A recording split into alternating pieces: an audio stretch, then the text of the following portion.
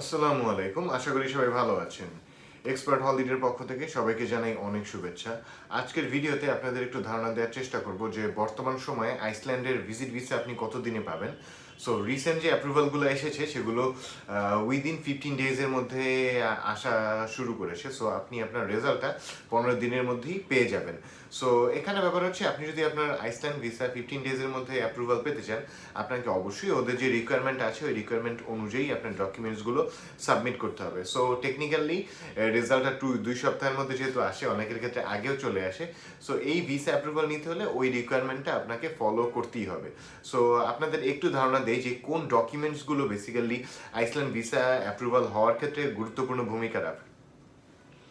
So প্রথমত যে ডকুমেন্টসটা যেটা হচ্ছে আইসল্যান্ডের ভিসা পাওয়ার ক্ষেত্রে অনেক বেশি ভূমিকা রাখে, সেটা হচ্ছে আপনার ফাইন্যান্সিয়াল ডকুমেন্টসগুলো, অর্থাৎ ব্যাংক সলভেন্সি এবং ব্যাংক স্টেটমেন্ট। যেটা এই দুইটা জিনিস খুবই গুরুত্বপূর্ণ, কজ আপনি ফাইন্যান্সিয়ালি সলভেন্ট না হলে কোনো দেশই আপনাকে হচ্ছে ট্যুরিস্ট ভিসা অ্যাপ্রুভাল দিবে না। সো যে কোনো দেশের ট্যুরিস্ট ভিসার ক্ষেত্রেই আপনাকে কিন্তু ফাইন্যান্সিয়ালি সলভেন্ট আছেন এই ব্যাপারটা প্রুভ করতে হবে। সো আইসল্যান্ডের ক্ষেত্রে ব্যাপারটা সেম, আপনি হচ্ছে আপনার লাস্ট 4 থেকে 6 মাসের ব্যাংক স্টেটমেন্ট অবশ্যই প্রোভাইড করবেন, তাহলে আপনার ভিসা হওয়ার সম্ভাবনা বেশি থাকবে। এবং অ্যামাউন্টের ব্যাপারটা বলি, এখানে অনেকের 7 লাখেও ভিসা হয়, আবার অনেকেও 50 লাখেও ভিসা হয় না। বাট আপনি যে ব্যাপারটা করবেন সেটা হচ্ছে আপনার যে ইনকাম আর আপনার যে এক্সপেন্সেসগুলো, এগুলো তো মেনশন করতে হয়। আপনি মেনশন করলেন যে আপনার আয় কত হচ্ছে, ইনকাম কত হচ্ছে।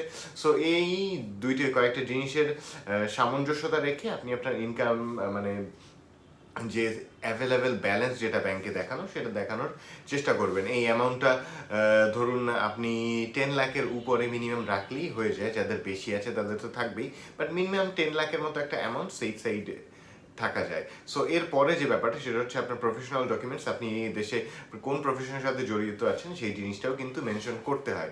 সো এই ব্যাপারগুলোই হচ্ছে বেসিক্যালি বর্তমান সময়ে আইসল্যান্ডের ভিসা পাওয়ার ক্ষেত্রে বেশি ভূমিকা রাখে। সো যেহেতু আইসল্যান্ডের ফাইল আপনি সুইডেন এম্বাসির মাধ্যমে সাবমিট করবেন, অবশ্যই সুইডেন এম্বাসি থেকে অ্যাপয়েন্টমেন্ট নিয়েই আপনি ওই অ্যাপয়েন্টমেন্ট ডেটে আপনার ফাইলটা রেডি করে সাবমিট করতে হবে।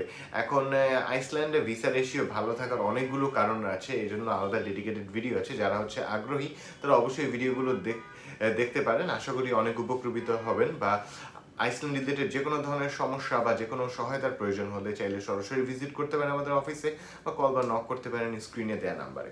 সবাইকে অনেক ধন্যবাদ।